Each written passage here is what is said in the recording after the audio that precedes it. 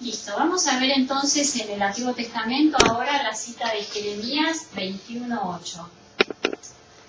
¿Alguien la encontró? Sí, ¿La querés ver? Sí. y a este pueblo le dirás, así habla el Señor. Miren que yo pongo delante de ustedes el camino de la vida y el camino de la muerte. ¿Sigo? Sí. El que permanezca en esta ciudad morirá por la espada, el hambre y la peste. Pero el que salga y se rinda a los caldeos que los asedian, vivirá y su vida será para él un botín. Muy bien, allí está mostrando ya las dos posibilidades, el camino de la vida y el camino de la muerte, ¿no? Vemos cómo en Jeremías está ya ahí delineado. Hay otra cita, Proverbios 4, 18 y 19, y así vemos cómo en la literatura profética, por ejemplo en Jeremías, está esta imagen del camino. 4, 18, 19. También en la literatura de los sapienciales es repetida esta imagen del camino. Proverbios 4, 18, 19. Proverbios está en el pueblo de Dios después de Salmos. La ubicación de las Biblias Cambian, sí, cambian. es arbitraria, entonces. Sí. En el Antiguo Testamento, porque en el Nuevo el orden sigue. Sí. Proverbios 4, 18, 19. ¿La encontraron? Sí. Sí. Bueno, ¿qué dice? La senda de los justos es como la luz del alba, que va en aumento hasta que es pleno día. Pero el camino de los malos es como una densa oscuridad. Ellos no saben dónde van a tropezar. A tropezar, muy bien. Aquí también vemos la senda y cómo está el camino de los justos y cómo el camino de los malos, el camino de los impíos, como vemos en el Salmo 1. Entonces, detectamos cómo se repite en la literatura sapiencial esta característica. También lo encontramos en Deuteronomio, les doy la cita. Deuteronomio 30, 15, 19. 15, 19. 30, del 15 al 19.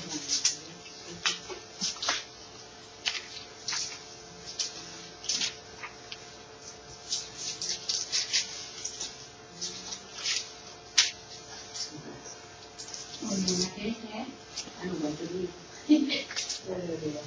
Deuteronomio, ¿alguien la encontró? Sí, ¿la querés leer? Hoy pongo delante de ti la vida y la felicidad, la muerte y la desdicha. Si escuchas los mandamientos del Señor tu Dios, que hoy te prescribo, si amas al Señor tu Dios y cumples sus mandamientos, sus leyes y sus preceptos, entonces vivirás, te multiplicarás y el Señor tu Dios te bendecirá en la tierra donde ahora vas a entrar para tomar posesión de ella. ¿Sigo? No, está bien ahí, hasta ahí, 15, 19. Hasta ahí. Ese Febrerías hasta el 17. Perdón, 15 al 19. Sí, del 15 al 19. Ah, Los versículos. Sí. Pero si tu corazón se desvía y no escuchas, si te dejas arrastrar y vas a postrarte ante otros dioses para servirlos, yo les anuncio hoy que ustedes se tardarán irremediablemente y no vivirán mucho tiempo en la tierra que vas a poseer después de cruzar el Jordán. Hoy tomo por testigos contra ustedes al cielo y a la tierra. Yo he puesto delante de ti la vida y la muerte, la bendición y la maldición. Elige la vida y vivirás tú y tus descendientes. Muy bien, ahí descubrimos cómo en el Deuteronomio también dice que elige la vida y le está ofreciendo la fecundidad, decía la bendición del Señor, y la otra oposición era, si no eliges la vida, no vivirás, no tendrás esa fecundidad, no contarás con la bendición del Señor. En el Nuevo Testamento también encontramos esta imagen del camino y algo, cuando estábamos hablando de la puerta, fue mencionado hace unos instantes en Mateo 13, este se los leo, Mateo versículo 13, ¿De qué capítulo 7, Mateo 7, 13, dice Jesús, entren por la puerta estrecha, porque es ancha la puerta y espacioso el camino. ¿Ven cómo está allí? La imagen del camino clarísima. La puerta estrecha es ancha y espacioso el camino que lleva a la perdición. Y son muchos los que van por allí. La puerta estrecha y camino espacioso. Están las dos posibilidades. Entonces esa es la simbología. Hay otra cita también del Nuevo Testamento que es muy conocida en Juan 14:6, donde está la simbología del camino, y el mismo Jesús nos dice, yo soy el camino, la verdad y la vida. Es decir, quien lo siga encuentra esa vida. Y también si mencionamos en Hechos de los Apóstoles, ustedes quizás se recuerdan cómo los discípulos o los seguidores eran llamados los del camino. Bueno, ahí encontramos esta bella imagen que, como decíamos, está presentada en la literatura profética, también en la sapiencial, también en la Torá, y también en el Nuevo Testamento vamos encontrando esta simbología del camino. Y ahí tenemos algunas imágenes que nos ayudan a descubrir ese camino y ese recorrido que vamos haciendo, que es el recorrido de la vida, ¿no?, a la cual está enfrentándose la persona. Otra simbología que podemos encontrar es la simbología agrícola positiva. Cuando el Salmo dice esta hermosa metáfora hablando del árbol, ¿la ven? El justo es como un árbol plantado al borde de las aguas. ¿Y qué es todo lo positivo que tenga el justo que va a estar plantado al borde de las aguas? Produce fruto a su debido tiempo. Sus hojas nunca se marchitan y todo lo que haga le saldrá bien. Esta imagen de las aguas y la fecundidad es también muy desarrollada por el profeta Ezequiel. Vamos a buscar en el libro de Ezequiel 47 y vamos a ver esa imagen de las aguas que van fecundando. 47, versículo 12. Esas aguas que van fecundando y van dando vida, es decir, van mostrando la fertilidad o la fecundidad. Y ahí vemos el símbolo 47, ¿cuánto? 12. Versículo 12. El símbolo de los frutos y de la vida. 47, 12. Sí. Al borde del torrente, sobre sus dos orillas, crecerán árboles frutales de todas las especies. No se marchitarán sus hojas, ni se agotarán sus frutos. Y todos los meses producirá nuevos frutos. Porque el agua sale del santuario, sus frutos se servirán de alimento y sus hojas de remedio. Muy bien. Tienen ahí dos cosas, la fecundidad y las hojas que servirán de alimento. Y también hay hojas medicinales, sí, porque servirán de remedio, ¿no? Entonces allí tenemos toda la simbología del árbol, que si vamos al primer libro, que es el libro del Génesis, ¿qué árbol se recuerda? El bien y el mal. El árbol de la vida. Vamos a ver Génesis 2, versículo 9.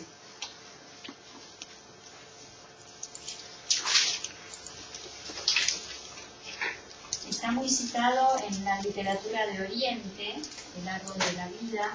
Está relatado aquí en el Génesis.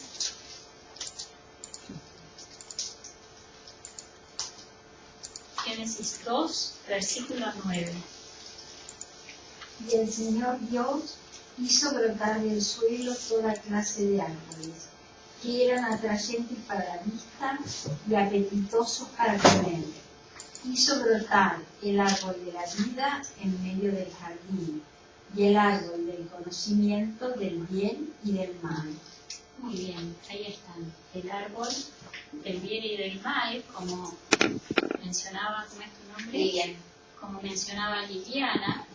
Y después del pecado no pueden comer más de ese árbol, ¿no? Como que queda vedado. Vamos a ver en Génesis 3, 22. Simbolizaba la vida interminable o la eternidad. Génesis 3, 22.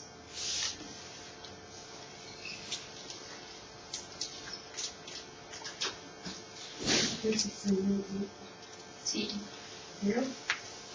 El Señor. Después el Señor Dios dijo: el hombre ha llegado a ser como uno de nosotros en el conocimiento del bien y del mal. No vaya a ser que ahora extienda su mano, tome también del árbol de la vida y coma y viva para siempre. Muy bien, ahí es donde decíamos que el árbol queda vedado o queda suprimido de alguna manera y allí ya no está esta... Para buscarlo en mi casa porque para la falla del libro. Bueno, capítulo 3, versículo 22, donde decíamos que bueno, a partir del pecado queda como vedado o suprimido este árbol, no sea que el hombre conozca, ¿no? Como decía el texto. El árbol de la vida es el que queda suprimido. Reaparece en el libro del Apocalipsis, al final, vamos al capítulo 22, versículo 2. Capítulo 22, Versículo 2. versículo 2.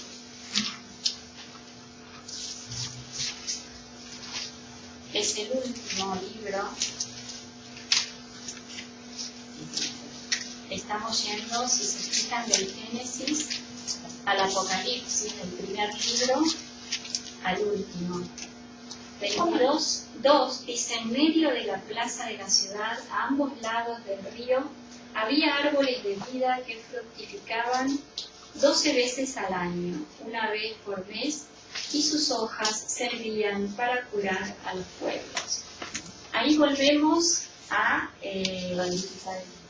las hojas que tenían la fecundidad, las hojas de la vida, que fructificaban 12 veces al año, ¿no? O sea, una vez por mes.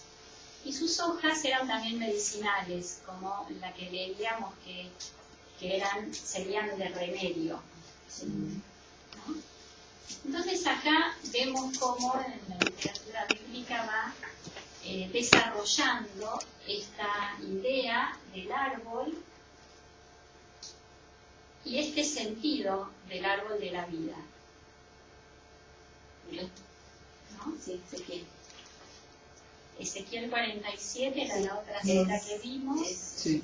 Después fuimos al Génesis, en el capítulo 2, cuando habla también del árbol de la vida, y vemos que vuelve a aparecer en el capítulo 22, al final de la Biblia, que nos dice que estaba este árbol de la vida por donde corre un río que fecunda, entonces sus hojas son muy frondosas, tiene frutos y tiene hojas medicinales también. Si vamos al Nuevo Testamento, recordamos que Jesús usara esta imagen del árbol para ejemplificar cómo en él tenemos vida. En la Biblia, claro. Yo soy la Biblia, Claro. los sarmientos. Yo soy la vid, ustedes los sarmientos, y permanecen unidos a mí, es decir, unidos a Jesús, tenemos vida. En cambio, se recuerdan, si no permanecíamos unidos, ¿qué pasaba con la rama? Ahí está la imagen que tenemos acá en el Salmo, cuando dice que los justos son como este árbol de vida que está al borde de las aguas. No sucede así con los impíos, que son como la hierba que se seca. Y ahí tenemos entonces esa oposición fuerte entre la vida y lo que no sigue la vida. Y entonces quien permanece unido a la ley del Señor, o quien está unido a Jesús, vemos en el Evangelio, entonces tiene vida en abundancia. El agua en sí representa a Dios. El agua, Digo, es la gracia. sí, el agua en los sacramentos es el agua Digo, por lo de que la porque siempre gracia, al borde de las aguas. Porque la el agua vida. alimenta Sí, la la vida. vida. Sí, sí, Es Dios. sí, es esa vida que viene de Él. Cuando en el momento de la cruz atraviesa una lanza por el pecho del Señor, sale como un río, agua y sangre. Muy bien, ahí estaría esa vida que surge de Él, que nos nutre, ¿no? Bueno, esa es la simbología que vimos hasta ahora del camino, y la simbología del árbol.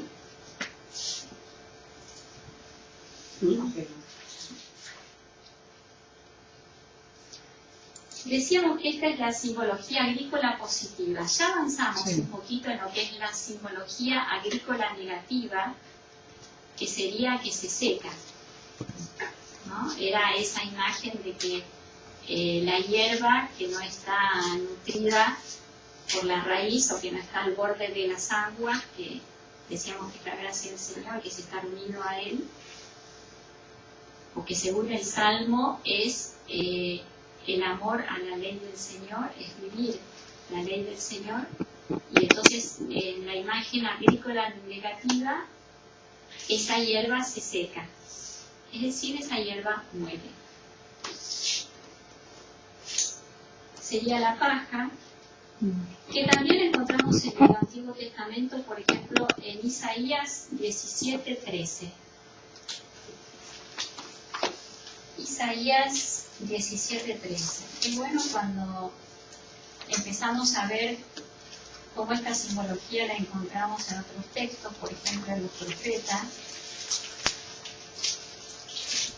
Así vamos descubriendo el mensaje a través de los distintos libros de la Biblia. 17:13.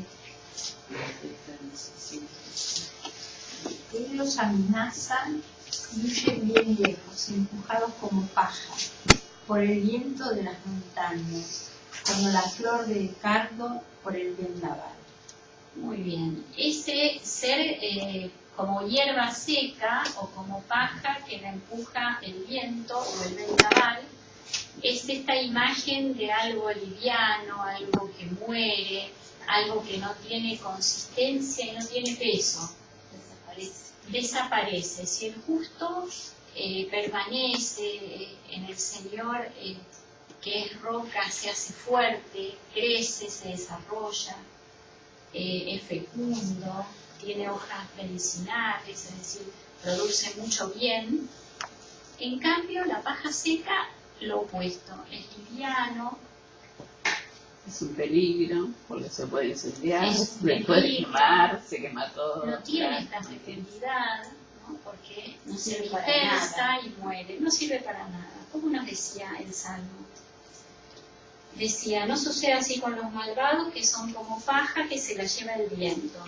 Por eso no triunfarán los malvados en el juicio, ni los pecadores en la asamblea de los justos. Porque el Señor cuida el camino de los justos, pero el camino de los malvados termina mal. Y la otra simbología que hay es la del tiempo. Simbología del tiempo. Hay un tiempo lineal. Por ejemplo, en el versículo 3 el hombre es como un árbol, el justo es como un árbol plantado al borde de las aguas que produce fruto a su debido tiempo. Es un proceso, tiene que esperar que pase ese tiempo de maduración y a su debido tiempo va a producir un fruto. Luego está esta expresión que está en el versículo 2,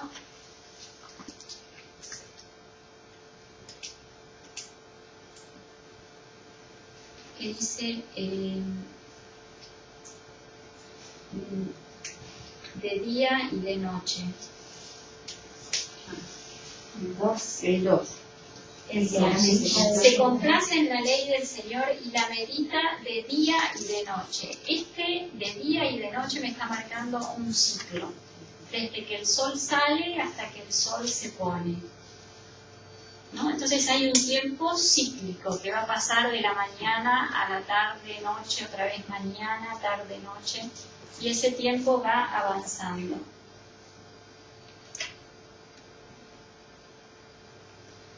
Y luego, con estas imágenes del árbol y de los frutos, está también el tiempo de las estaciones, ¿no? El tiempo en que se planta y el tiempo en que se cosecha.